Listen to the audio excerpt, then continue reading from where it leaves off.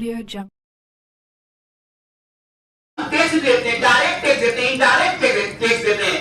हम तो हर तरफ से टैक्स दे रहे हैं, हम सरकार से मांग ही क्या रहे हैं? यही कह रहे हैं कि 2006 की व्यवस्था को सरल तरीके से आप विभाग का कर्मचारी आता है तो वो मालिक बनता है। मालिक वो नहीं है, मालिक उपभोक्ता है। हमारे टैक्स के पैसे से उस कर्मचारी को सैलरी मिलाती है, वेतन मिलाता है, मानदेय मिलाता है। क्योंकि जब हम बात कहते हैं थोड़ा शायरी भी कहते हैं, और शायद जो होता है कम शब्द में बहुत बड़ी बात कहता है। उसूलों पे जहां आंच आए टकराना जरूरी है, उसूलों पे जहां आंच आए टकराना जरूरी है। गर जिंदा हो तो नजर आना जरूरी है। कम उम्र की मुख्तारियों को कौन समझाए, कहां से बच के चलना है, कहां जाना जरूरी है।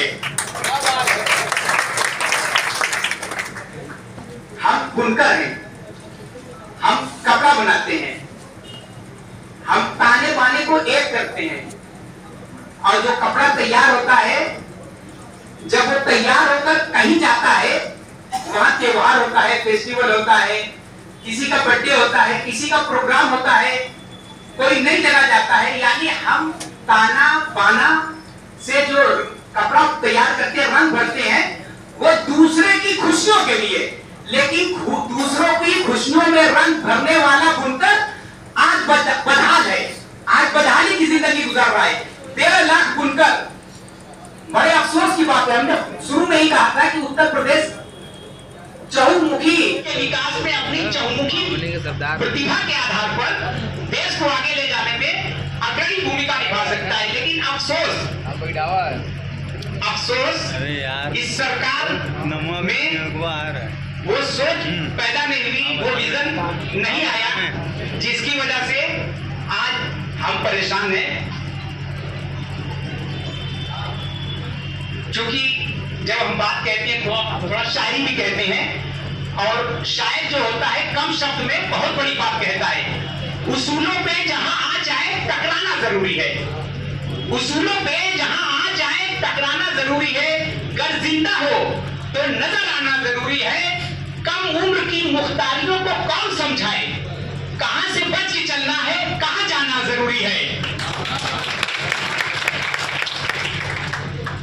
हम बुनकर हैं, हम कपड़ा बनाते हैं, हम ताने बाने को एक करते हैं, और जो कपड़ा तैयार होता है, जब वो तैयार होकर कहीं जाता है, वहां त्योहार होता है, फेस्टिवल होता है, किसी का बर्थडे होता है, किसी का प्रोग्राम होता है, कोई नई जगह जाता है, यानी हम ताना बाना से जो कपड़ा तैयार करते हैं, रंग भरते हैं, वो दूसरे की खुशियों के लिए, लेकिन दूसरों की खुशियों में रंग भरने वाला बुनकर आज बदहाल है, आज बदहाली की जिंदगी गुजर रहा है। 13 लाख बुनकर, बड़े अफसोस की बात है। हमने शुरू में ही कहा था कि उत्तर प्रदेश चहुमुखी प्रतिभा का एक तरीके से पूरा उसके पास सामर्थ्य है, फिर भी अफसोस है कि हम इतना पीछे क्यों हैं। विडंबना है कि हम इतना पीछे क्यों हैं। सिर्फ यही विडंबना नहीं है, हम लोगों के अंदर भी कुछ कमियां हैं, कुछ खामियां हैं। कहा जाता है, थोड़ों का कथन है, कपड़े पुराने पहनो, किताबें नहीं पढ़ो। अब उस बात को आप समझिए, थोड़ों ने इस बात को क्यों कहा। हम जब बिजली विभाग का कर्मचारी आता है, चूंकि हम लोकतंत्र में रहते हैं, चूंकि सरकार जन कल्याणकारी है, चूंकि अधिकारी जो 10-9 को बोले, जो पहला शब्द उन्होंने कहा कि योजना कभी खत्म नहीं होती, और 2006 की जो शासनादेश मुलायम सिंह यादव ने बुनकरों को तोहफे के तौर पर दिया था, जिससे उत्तर प्रदेश का विकास हुआ और देश में उन्होंने अपना नाम रोशन किया। और यह भी बताना चाहेंगे कि यहाँ का जब बुनकर कपड़ा बनाता है तो वो विदेशों में डंका बजाता है, विदेशी मुद्रा का अर्जन होता है, और हम टैक्स देते हैं। 2017 से पहले हम टैक्स नहीं देते थे, किसी तरह का कोई टैक्स नहीं था। जो भी सरकार आती थी टैक्स की बात करती थी, बुनकर जाता था, उसकी समस्या का हल हो जाता था। आज 2017 से हम लोग लगे हुए हैं यहाँ से लखनऊ, दूसरे जिलों में, यहाँ पर हर जगह कोशिशों के बावजूद, तमाम लोग कोशिश कर रहे हैं, उसके बावजूद भी फ्लैट रेट आ नहीं रहा है, सरकार नहीं दे रही है। तो ये हम लोगों के लिए अफसोस की भी बात है। हम 430 रुपया या तो कहें 860 रुपया एक केजी का देते हैं। हम टैक्स भी देते हैं, डायरेक्ट टैक्स देते हैं, इनडायरेक्ट टैक्स देते हैं। हम तो हर तरफ से टैक्स दे रहे हैं। हम सरकार से मांग ही क्या रहे हैं? यही कह रहे हैं कि 2006 की व्यवस्था को सरल तरीके से आप लागू कर दीजिए। 1 अप्रैल 2023 को सरकार ने नया शासन आदेश लाकर लोगों को परेशानी में डाल दिया। वो भूखे पेट काम करें या अपनी बिल को जमा करें, समस्या यहां पर भी है। हम अपना कारोबार करें कि किस तरीके से अपना काम करें। अच्छा, बिजली का दाम बढ़ जाने से हम लोगों के नजदीक एक और समस्या आई कि जो बुनकर गिरस्ता कह लीजिए, चूंकि हम लोग 3 कैटेगरी में बटे हुए हैं, एक कारीगर के तौर पर, एक गिरस्ता के तौर पर, एक आखिरी जो कड़ी है जिसको गद्दीदार या कोठीदार कहते हैं, जो बिचौलिए का काम करते हैं, मीडिएटर का काम करते हैं, मध्यस्था का काम करते हैं, हमारे माल को बेचते हैं और वह कोठीदार हो जाते हैं। और हम जो गिरस्ता है, जो अपना तानी लगाते हैं, अपना बाना लगाते हैं, अपनी लूम लगाते हैं, अपनी जमीन जो लाखों रुपए की, करोड़ों की रहती है, उस पे मशीन लगाते हैं, हम क्या हो जाते हैं? गिरस्ता कारीगर हो जाता है। दिवाली पर जब उनको त्योहार मनाना रहता है तो हमसे चंदा काट लेते हैं, वो भी गिरस्ता से बिना पूछे। ये कहां का इंसाफ? हम जब माल लेकर जाते हैं तो भी हम पैसा देते हैं, भाड़ा भी हम लोग लगाते हैं। जब हमारे पास कच्चा माल आता है, रॉ मटेरियल आता है, उसका भी भाड़ा देते हैं। यानी चारों तरफ से हम ही को कटना है। कई वक्ताओं ने कहा कि हमें एक रहना होगा, एक नहीं रहेंगे तो दिक्कत होगी। संघर्षों के साय में इतिहास हमारा पतला है, संघर्षों के साय में इतिहास हमारा पतला है। जिस ओर जवानी चलती है उस ओर जमाना चलता है। जब बिजली विभाग का अधिकारी आता है, कर्मचारी आता है, तो हम ये समझते हैं कि ये हमारा मालिक आ गया है। क्या समझते हैं? मालिक आ गया है। अरे लोकतंत्र है, मालिक जनता है, जिसको चाहेगी हटा देगी। 17 में हटा दिया अगर किसी को, तो 27 में भी हटा सकती है। ये पूरा रखिए, जनता की जो बात नहीं मानेगा उसको हटाने का काम जनता का है, जिम्मेदारी जनता की है। क्योंकि नेता अगर वादा करते हैं और वादा से मुकर जाते हैं तो जनता उनको मुंह दिखाएगी। बिजली विभाग का कर्मचारी आता है तो वो मालिक बनता है। मालिक वो नहीं है, मालिक उपभोक्ता है। हमारे टैक्स के पैसे से उस कर्मचारी को सैलरी मिलाती है, वेतन मिलाता है, मानदेय मिलाता है। जिस दिन मालिक को मालूम हो जाएगा कि मालिक हम हैं, समस्या का आधा समाधान हो जाएगा। जिस तरीके से कहा जाता है कि मैनेजमेंट में 50% अगर प्लानिंग अच्छी हो गई है तो 50% काम को मान लिया जाता है कि हो गया। अगर प्लानिंग अच्छी नहीं है तो काम को अच्छा नहीं माना जाएगा। अगर हम बिजली विभाग के कर्मचारी को, अभी वर्तमान में बड़ी अजीब समस्या है जो सारे बुनकर जूझ रहे हैं, इसीलिए सब परेशानी में सब लोग अपने कदम को यहां तक लाया है कि पीछे से रीडिंग करके, यानी अगर हमारा लोग 3 किलो का था, उनके मीटर पर 4 किलो आ रहा है, तो 4 किलो का कितने साल पैसे का जोड़ देंगे? वो हमारे आपके सामने होने से। कोई कानून नहीं है, कानून है तो दिखाएं। क्योंकि हमने शुरू में कहा ना कि कलम और 2 रुपए का कलम, 2 रुपए की कागज, आप उसको एप्लीकेशन लिखिए, आरटीआई लगाइए, 2 रुपए का रसीदी टिकट पर पूछिए ये कौन से कानून के तहत आप ये पैसा ले रहे हैं। अगर आपकी जबान बंद रहेगी तो पैसा देने के लिए तैयार रहिए, फिर किसी से शिकायत मत करिए। अगर शिकायत करना है तो कलम चलाइए, शिकायत करना छोड़ दीजिए, कलम चलाना शुरू कर दीजिए। हम सबके बीच में प्रशांत भूषण जी वकील साहब हैं सुप्रीम कोर्ट के। इस तरह के जब लोग रहते हैं तो देश में लोकतंत्र मजबूत होता है, जनता को विश्वास होता है। यह विश्वास आज की खबर को भी हम बताते चलते हैं।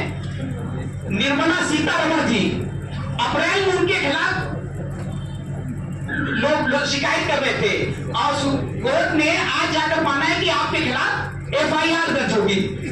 बिजली विभाग का कर्मचारी जो मालिक नहीं है लेकिन वो मालिक बन बैठा है, आप उसके उसके खिलाफ अब इतने लोगों में से कोई ये बताए कि हमने उनके खिलाफ कोई कार्रवाई की है। हम सबके बीच में आरटीआई कार्यकर्ता डॉक्टर साहब हैं, उन्होंने बहुत तरीके से आरटीआई लगाकर मालूम किया है। एक कानून ये भी है, हम चाहते हैं कि डॉक्टर साहब का आप लोग ताली बजाकर स्वागत कर दीजिए। अगर डॉक्टर साहब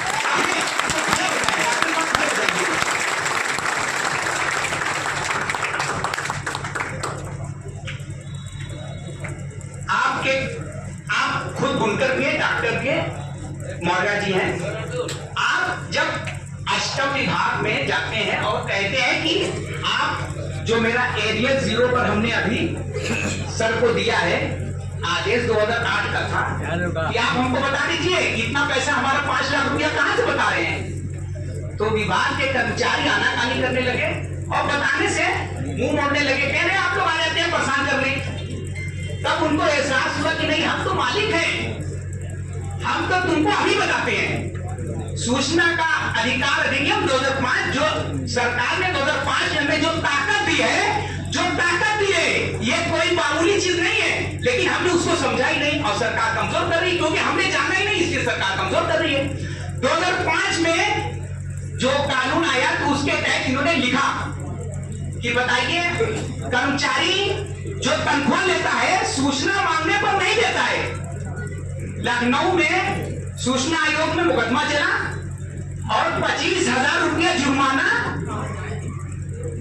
उसके महीने में से काटकर सरकार को मिल गया। ये उसकी मेहनत थी। आजकल एक और समस्या है, ऑनलाइन बुनकरों की नया मीटर लगाने के लिए बड़ी समस्या करते हैं। अब जब हम नया मीटर लगवाएंगे बुनकरों का तो ऑनलाइन लेते हैं। ऑनलाइन पर ये लोग सोचते हैं कि अब ऑनलाइन है तो भी हम वसूली करेंगे। सरकार ने इसलिए बनाया है कि आप घूस से बच जाइए। उसके बाद भी ये मांगते हैं, ये देखिए बिजली कर्मी 10,000 रुपये घूस लेते हुआ गिरफ्तार। ये कोई बुनकर बहुल क्षेत्र नहीं था, ये 15 किलोमीटर दूर का एक आदमी थे और उन्होंने कहा कि हमको मीटर चाहिए। वो तैयार हो गया, कहा कि 10,000 की घूस मांग ली। साक्ष्य है, हम ऐसे ही बोल नहीं रहे। कहा कि 10,000 की घूस दो, उसने कहा कि चलिए देते हैं, 8,000 दे देते हैं। तैयार हो गया मामला। एंटी करप्शन टीम, नाम नोट कर लीजिए, anti corruption team Lucknow, Google पर लगाइए, वो नंबर आ जाएगा। आपको भी कहीं जरूरत हो तो फोन करिए। वो टीम नोट में केमिकल लगा दी और उसको दे दी। अब उस कर्मचारी को पकड़ लिया गया। और एक और बात सुनिए, जब उसको पकड़ लिया गया तो उसके पास 29,000 रुपया निकल गया। घूस मिली 8,000, निकल गया 29,000। भैया इसका भी जवाब दो, उसका भी जवाब दो। अब वो भागा फिर रहा है। हमको कलम चलानी होगी। सोशल मीडिया में जो गूगल है उस पे नंबर है, किसी भी विभाग के किसी भी कर्मचारी का अगर नंबर आप लेंगे तो आपको मिल जाएगा। नहीं मिलेगा तो जो कर्मचारी आते हैं वही बता देंगे। तो ये पकड़ा गया। एक लोगों को बार बार दौड़ा रहे थे कि आपका कट गया है, बीजी चोरी में आप पकड़े गए हैं। तो उन्होंने लगा दिया कि हमारे पास आए तो हमने बताया कि आरटीआई लगाओ। कभी भेलूपुरा घुमा रहे, कभी कजाकपुरा घुमा रहे, कभी कहीं घुमा रहे। वो आरटीआई लगाए और उसमें बता दिया गया कि अगर आप नियमित तौर रूप से 12 महीने पैसा जमा कर देंगे तो आपके ऊपर लगा मुकदमा वापस कर लिया जाएगा। अब उनको मालूम था, उन्होंने कर लिया। तो हम फिर अपनी बात को दोहराते हैं कि बिजली विभाग अभी आज हिंदुस्तान पेपर में पेज नंबर 3 पे 2 अधिशासी अभियंता निलंबित हुए हैं। उसके पीछे भी कुछ लोग थे। अगर हम ये बात करेंगे कि अरे यार घुसवा कहां देवे की है, अरे यार कौआ कैसे बनिए, अरे यार कौन रास्ता बना दो, तो आपको वही रास्ता मिलेगा। अगर आप ये सोचेंगे कानून क्या है, संविधान क्या कहता है, तब आपको वो भी रास्ता मिल जाएगा। आपको तय करना है कौन सा रास्ता आपको चुनना है, ये आपको और हमको तय करना है। हम प्यार अपने मुल्क से जाली नहीं करते, हम प्यार अपने मुल्क से जाली नहीं करते, पुरखों की विरासत कभी खाली नहीं करते। हम प्यार अपने मुल्क से जाली नहीं करते, पुरखों छाती पर चढ़कर बोलना आदत है हमारी। हम लोग हुकूमत की दाढ़ी नहीं करते।